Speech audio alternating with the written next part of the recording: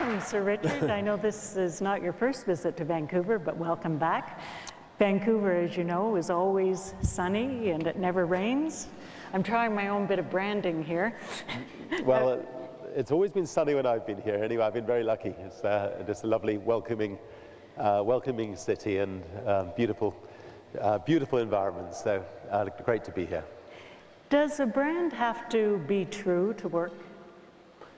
Does it have to be true to work? I think it has to be 100% true. I think your reputation, your brand, your name is all you have in life, and therefore, you have to run your companies ethically. You have to run them so you can sleep well at nights, and that all the people who work for your companies, when they go out and they say, "I work for such and such a company," they're really proud of it. So you have to protect, treasure, nurture the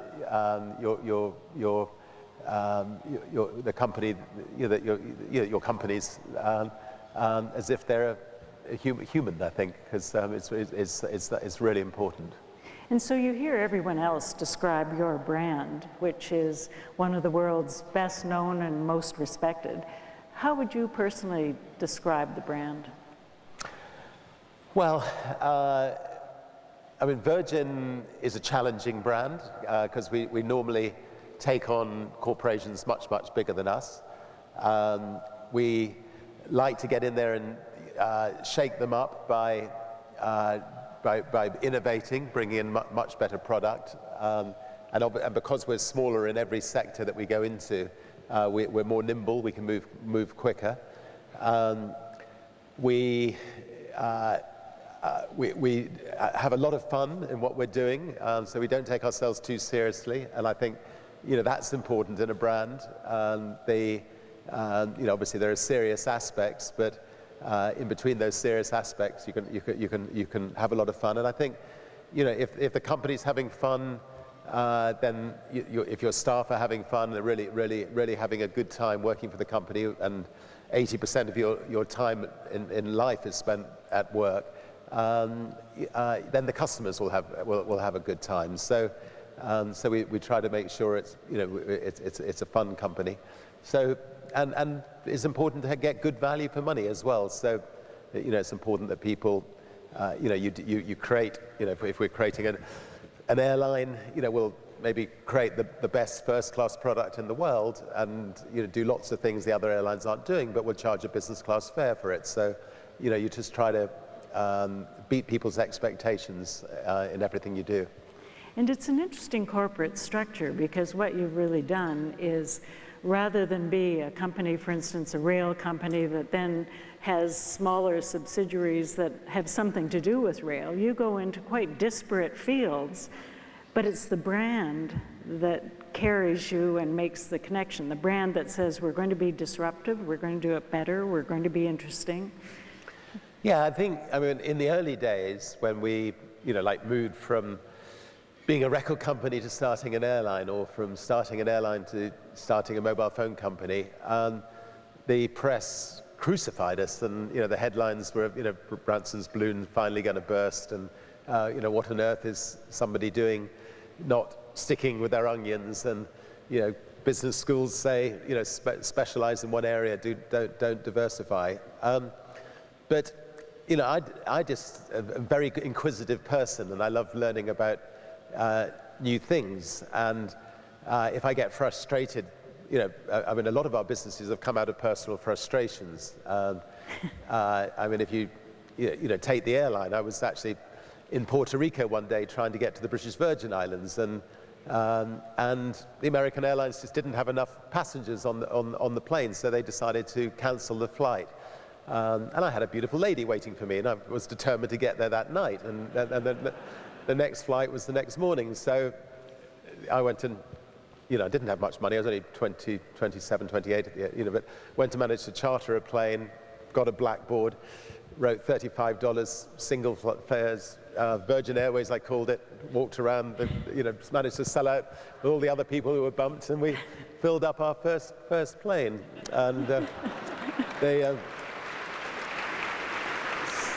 So, so out of personal frustration, and then of course when I got back to the UK, you know, somebody actually, as we landed in the BVI, said, if you sharpen up the service a bit, you might get into the airline business. So, and then when I got back to the UK, I rang up Boeing and said, hello, this is Richard Branson. I would like to buy a second-hand 747.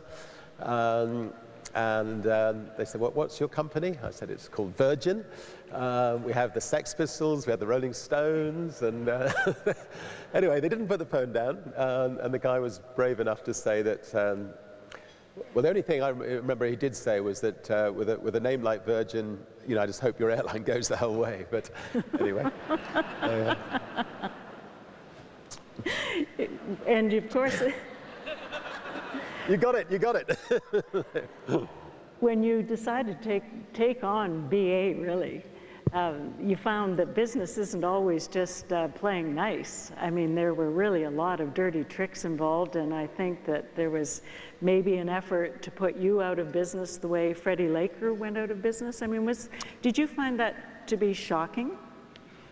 Well, I found it to be shocking the lengths they went. I mean, Freddie Laker actually personally, had lunch with me, and he gave me two bits of advice. One maybe not quite right for lunch, but I'll tell it anyway. He said, first of all, British Airways will try to put you out of business within 18 months of starting up, and you've got 3 words to remember: sue the bastards. So that was the first thing he said. Second thing, he said he had a prostate cancer problem. So he said, Richard, you're 40 years, or you're 30 years old. You've got to go and get yourself checked. Find a doctor to put the finger in the wrong place, but just make sure he doesn't have both hands on your shoulders when he does it.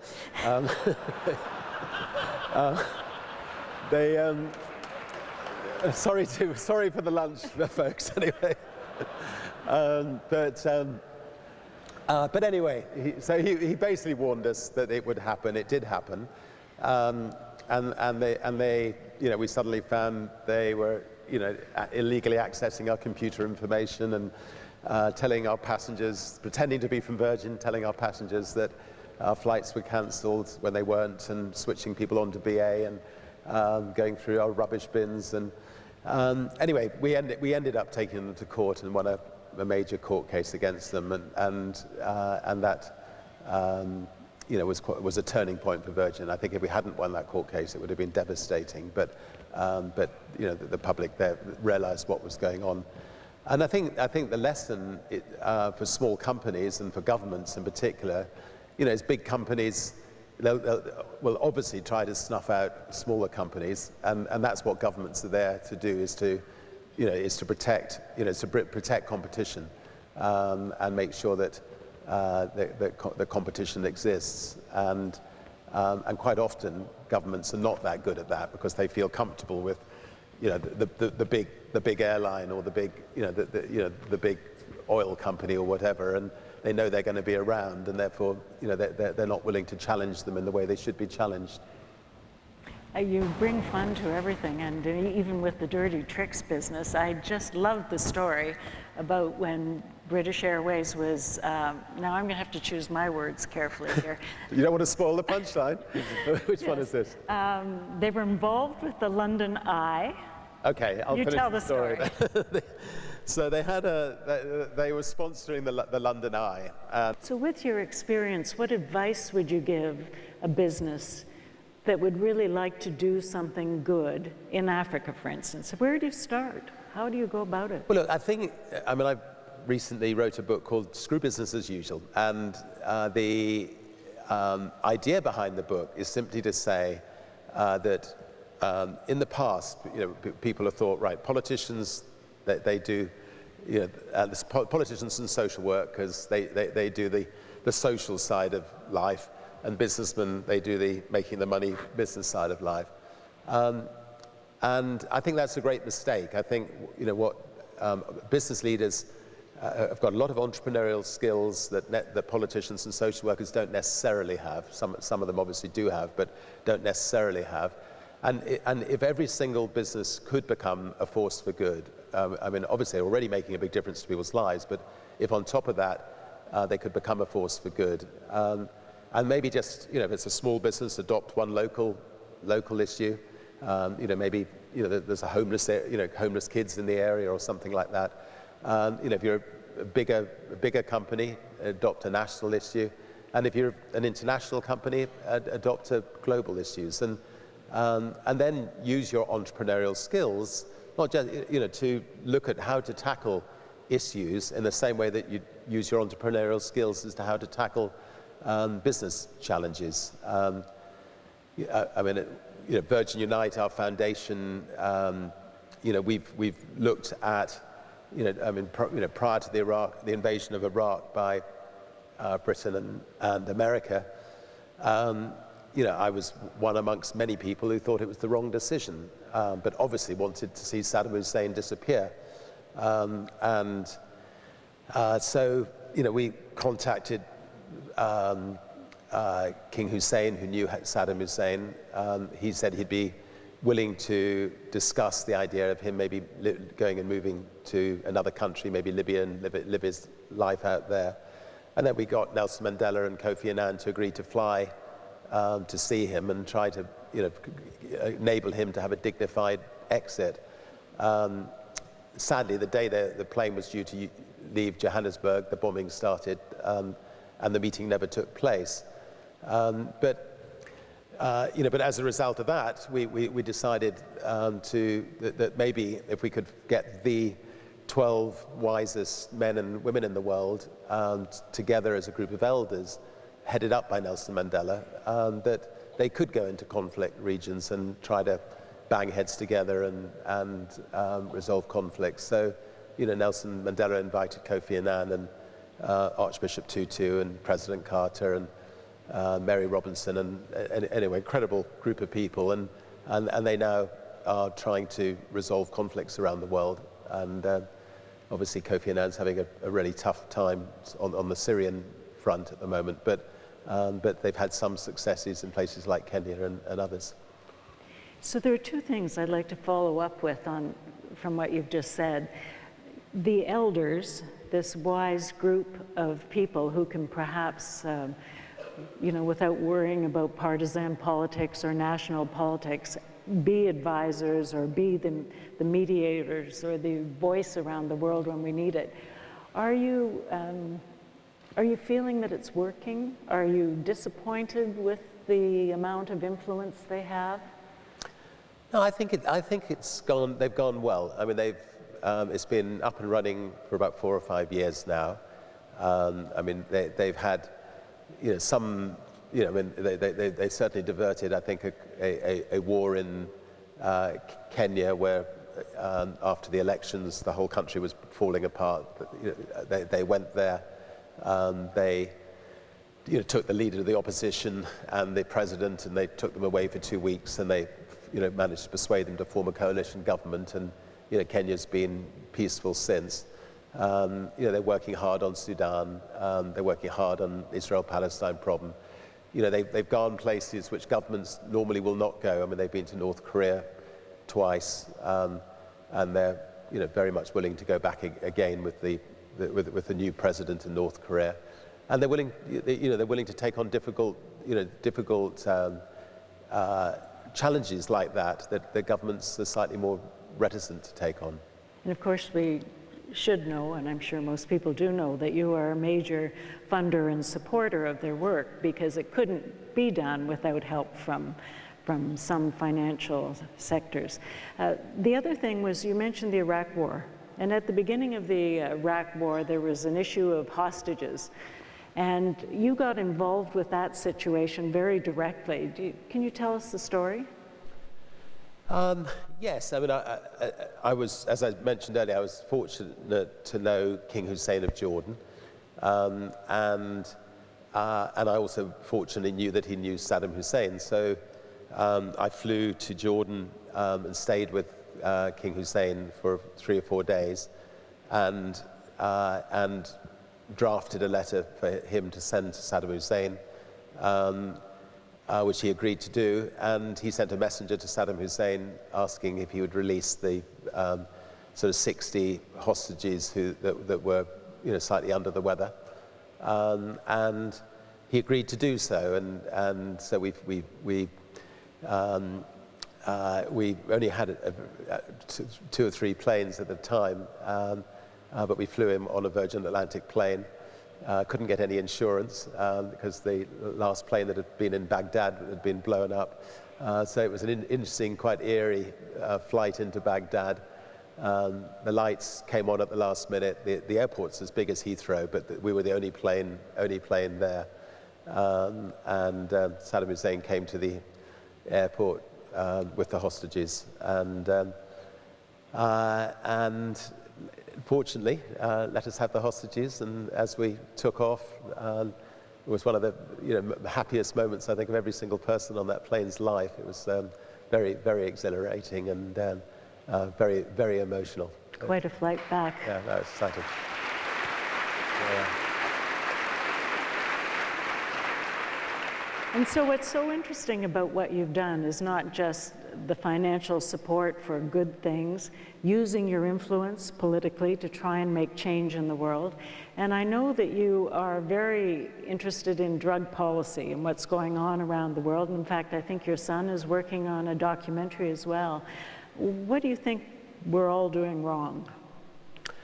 Well, about 2 years ago, President Cardoso, who used to be president of Brazil, asked if I'd become a global drug commissioner, and on the global drug commission, he'd got 12 ex-presidents from South America.